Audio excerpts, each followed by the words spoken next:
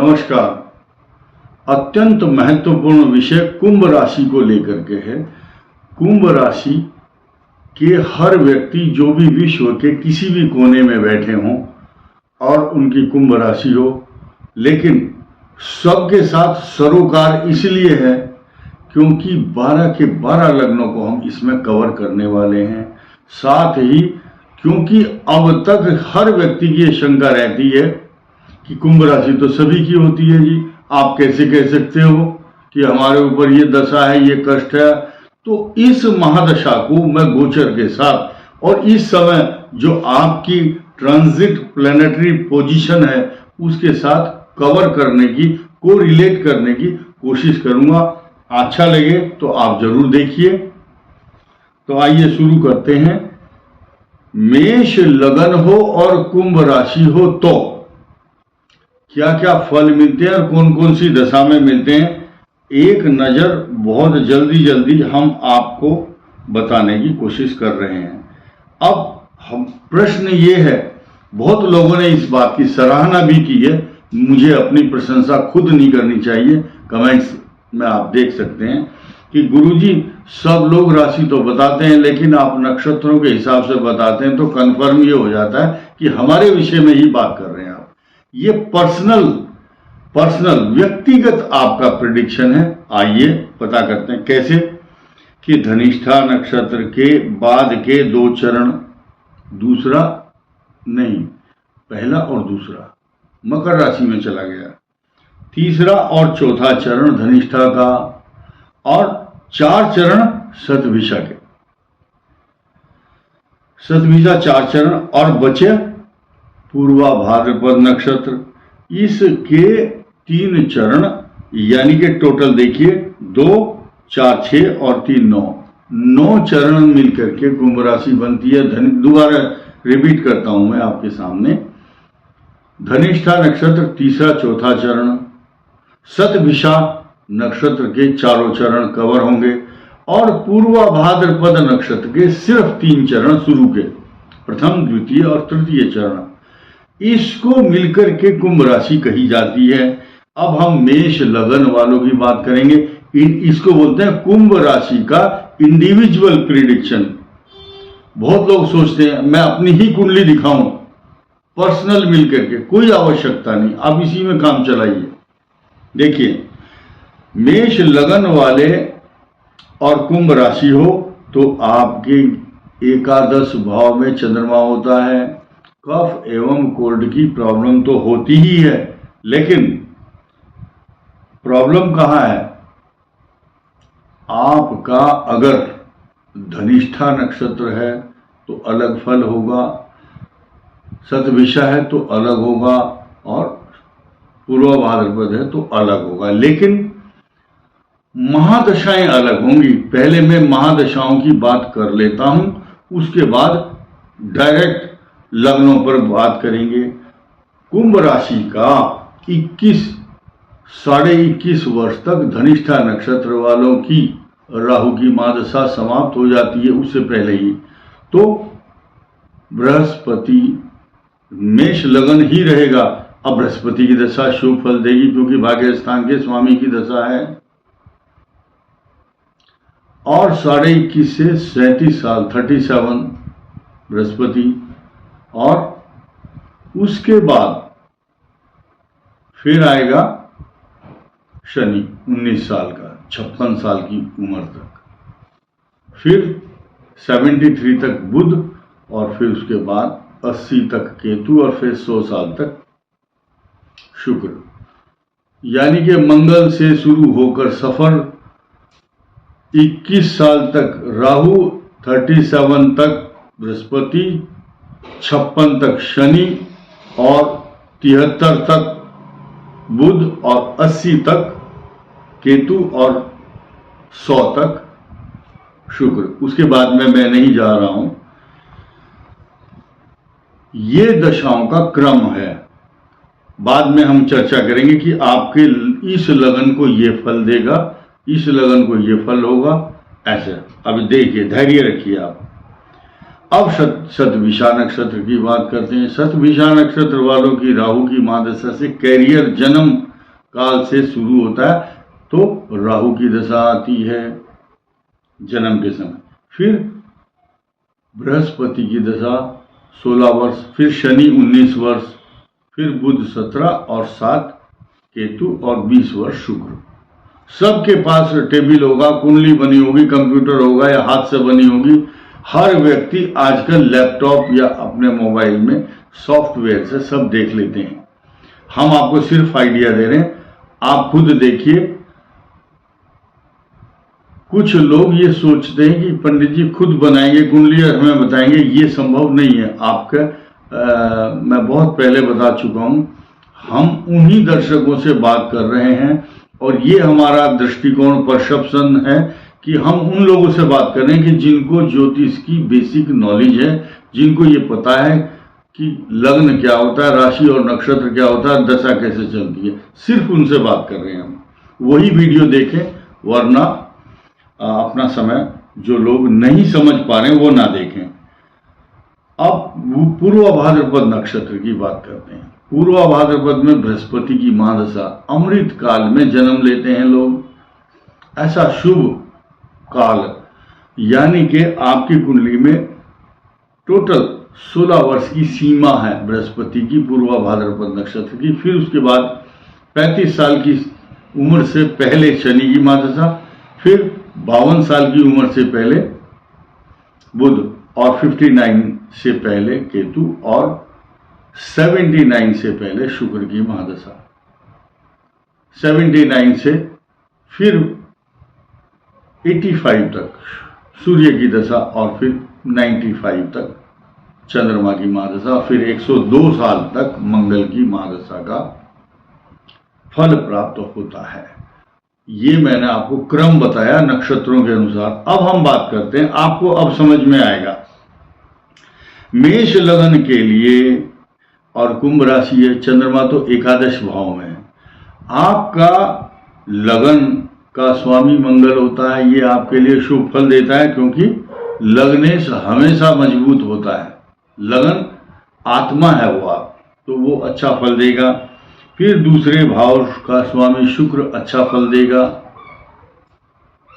क्योंकि शुक्र जो है योग कारक होता है। सप्तम भाव और द्वितीय जीवन में सुख के साधन, लग्जरियस चीजें, सुख के संसाधन, जो भी वैभवपूर्ण चीज आपको दिखती है जो सुख देती है, पहनने ओढ़ने तथा जो घर में आप खान पान तथा सवारियां, आपके अच्छे रुतबा और रहन सहन के साथ साथ आपका जो लुक है, कपड़ों का, खाने पीने का, लोगों से way of talking, living, thinking, everything should be up to the mark. तो ये किसका होता है? शुक्र का। अब आया तीसरा भाव, ये आपके लिए अच्छा फल दोनों तरफ से नहीं देता है बुध की महादशा। कारण क्या है? कहीं भी बैठा हो कुछ लोगों को बुरा लगेगा। अच्छा फल इसलिए नहीं देता, देखिए कुंभ राशि है, उसका अष्टम भाव का स्वामी बुध, और मेष लगन हो तो तीसरे और छठे भाव का स्वामी ऋण, रोग, शत्रु, कष्ट, परेशानी देता है। अब हम चतुर्थ भाव की बात करते हैं, जिसका स्वामी चंद्रमा है, जो कि कुंभ राशि पर एकादश भाव में है। कफ एंड कोल्ड, अशांति, नेगेटिव थॉट्स, एंग्जाइटी तो देता है। और आज की तारीख की भी बात कर लेते हैं। मंगल और शनि दोनों चल रहे हैं, तो पावरफुल राशि तो है, इसमें कोई संदेह नहीं है। और आपके लगन पर भी बृहस्पति है। अब पंचम भाव, पंचम भाव का स्वामी सूर्य आपके लिए वरदान बन जाता है। और छठे भाव मैंने बता दिया, ये रोग कारक है। सप्तम भाव धन का देने वाला है, क्योंकि द्वितीय भाव के साथ इसको जोड़ दिया गया है, क्योंकि उसका स्वामी भी शुक्र है। मेष और वृश्चिक, लगन और अष्टम का स्वामी मंगल शुभ फल देगा, लेकिन चोट आदि का भय रहता है।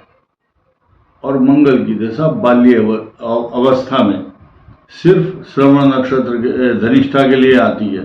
धनिष्ठा नक्षत्र के बाल्यकाल 3.5 तक, बाकी आपको मंगल की दशा दिखाई नहीं देगी। भाग्य स्थान का स्वामी बृहस्पति तीनों नक्षत्रों के लिए, धनिष्ठा शतभिषा पूर्वा भाद्रपद, तीनों के लिए अमृत का काल होता है 16 साल का, क्योंकि आपके भाग्य स्थान का स्वामी मेष लगन का या 12 के 12 लगन हो, सबके लिए शुभ फल देता है। 10वां भाव कर्म भाव अच्छा फल देता है। शनि खुद वरदान बनता है, अपनी ही राशि का स्वामी होता है। वृषभ लगन के लिए ये सारे के सारी दशाएं शुभ फल देती हैं, क्योंकि अष्टम भाव का स्वामी बृहस्पति की दशा भी आती है बीच में, जैसा कि मैं वर्णन कर चुका हूं आपको। मिथुन लगन के लिए भाग्य स्थान में चंद्रमा होंगे और कर्क लगन के लिए अष्टम भाव में चंद्रमा होता है, तो कष्टकारक होता है। अब आप देखिए, पानी में डूबने का खतरा सबसे अधिक कर्क लगन और अष्टम भाव में बैठे हुए चंद्रमा कुंभ राशि को इसलिए होता है क्योंकि कलश का आकार है कुंभ राशि का, या पेट बहुत मोटा हो जाएगा, शरीर बेडौल, आकृति ठीक नहीं रहती है कुंभ राशि के जातकों की जिनका कुंभ लगन हो। बेडौल, एक शब्द में खत्म कर देता हूं बात को, बेडौल शरीर। सिंह लगन के लिए इतना सुंदर फल देता है मैं बता नहीं सकता, क्योंकि सप्तम भाव जीवन साथी का, सुंदर पत्नी, कमाने वाली पत्नी मिलती है। कन्या लगन के लिए शुभ फल और एंग्जाइटी जरूर रहती है, तनाव, negative thoughts, allergic problem, allergic asthmatic problem भी देता है। कफ एंड कोल्ड के साथ साथ लंग्स या थ्रोट इन्फेक्शन रहता है। तुला लगन के लिए पंचम भाव में बनता है। ज्ञान, बुद्धि, विवेक, दूरदर्शिता, पता नहीं कितनी सुंदर ज्ञान, अच्छी एजुकेशन, और जो स्टूडेंट्स लाइफ होती है वो बहुत अच्छी मानी जाती है। वृश्चिक लगन के चतुर्थ भाव में ये चंद्रमा रहता है, और आज की तारीख में ये स्थिति अच्छी नहीं बनी हुई है, क्योंकि अव्यवस्थित चित्त है। स्थानांतरण, exchange of property, job change या जॉब को लेकर समस्या। मंगल, राहु, सूर्य, बृहस्पति कहां कहां बैठे हैं, ये कॉम्बिनेशन देखना आपका काम है। लेकिन धनु लगन और तीसरे भाव में चंद्रमा हो, कुंभ राशि हो, तो अत्यंत शुभ फल प्रदान करने वाला ग्रह होता है। मकर लगन के लिए द्वितीय भाव धन भाव में ऐसी स्थिति 4 चांद लगाने वाली होती है। ऐसे व्यक्ति बाल्यकाल से ही धनवान होते हैं, अपनी वाणी से दूसरों को सम्मोहित, आकर्षित करने वाले होते हैं। उनके मुंह से निकले हुए शब्द, जैसे बोलते हैं ना, ब्रह्म वाक्यम जनार्दन, ब्रह्म वाक्य है वो। और कुंभ राशि, कुंभ ही लगन हो तो बहुत भाग्यशाली होते हैं, लेकिन ऐसे आदमी बहुत इमोशनल, हाइपर सेंसिटिव, बहुत जल्दी निराश हो जाते हैं। एंग्जाइटी ज़्यादा होती है, किसी ने कोई छोटी सी बात भी कही तो मन में से 3 दिन तक वो निकलती नहीं, जब तक कि उसका निराकरण ना हो जाए। फिर धीरे धीरे कई महीनों तक उसके बाद में भूलता है। अपमान बर्दाश्त नहीं कर पाते, इसीलिए ऐसे आदमी गलत काम करने से भी डरते हैं। जिसको अपने अपमान की चिंता हो, याद रखिए वो गलत काम करने से डरेगा। बहुत ग्रेट पर्सनालिटी होती हैं ये लोग। बहुत पहले एक गीत आया था फिल्मों का, ना इज्जत की चिंता ना फिक्र किसी अपमान की, जय बोलो बेईमान की।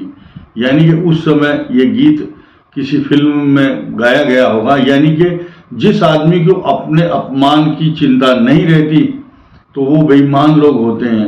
अच्छे लोग, जैसे कुंभ राशि वाले, लगन में चंद्रमा, अपने सम्मान के प्रति, अपने रेस्पेक्ट, सेल्फ रेस्पेक्ट के लिए अच्छे काम करते हैं।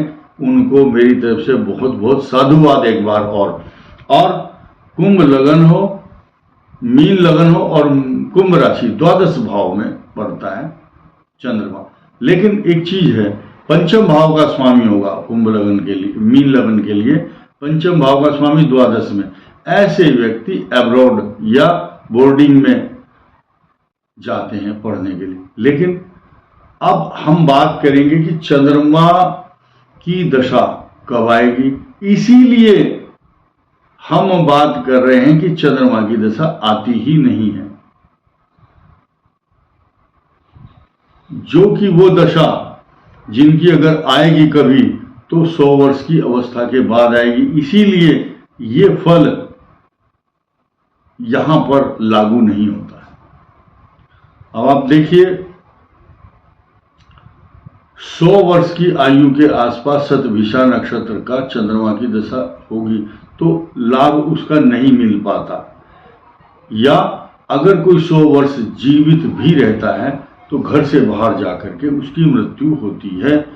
और ये मृत्यु से संबंधित प्रश्न हम यहाँ इसलिए नहीं उठाते क्योंकि हमें लोगों को खुशहाल देखना है, प्रसन्न देखना है। इसलिए चंद्रमा मीन लगन के लिए द्वादश भाव में सिर्फ मात्र मातुल पक्ष, मामा का पक्ष, चंद्रमा माता का कारक है। माता किसी कारण से अपने पुत्र को लेकर या उस संतान, कन्या संतान हो, मामा के यहाँ कुछ समय के लिए समय व्यतीत करती है। कारण कुछ भी हो, चाहे पति विदेश में हो या कोई विवाद हो या कोई विषम परिस्थिति हो सकती है। तो ये 12 लग्नों में कुंभ राशि का मैंने बताया। इस वीडियो में इतना ही। धन्यवाद।